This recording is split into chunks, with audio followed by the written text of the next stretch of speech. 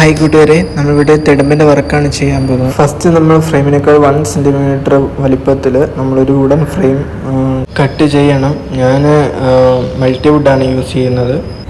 Red cloth use ചെയ്ത് base ഫുള്ളാக cover ചെയ്യണം. ഇതൊരു വെൽവെറ്റ് ടൈപ്പ് ക്ലോത്താണ് യൂസ് ചെയ്യുന്നത്. ഫ്രെയിമും ബേസ് ഫുള്ള് റെഡ് ക്ലോത്ത് കൊണ്ട് കവർ ചെയ്യണം. എന്നിട്ട് നമ്മൾ ഫ്രെയിമും നാഗപടവും പൂവും എല്ലാം കറക്റ്റായിട്ട് നമ്മൾ ഡിസൈൻ ചെയ്തെടുക്കണം.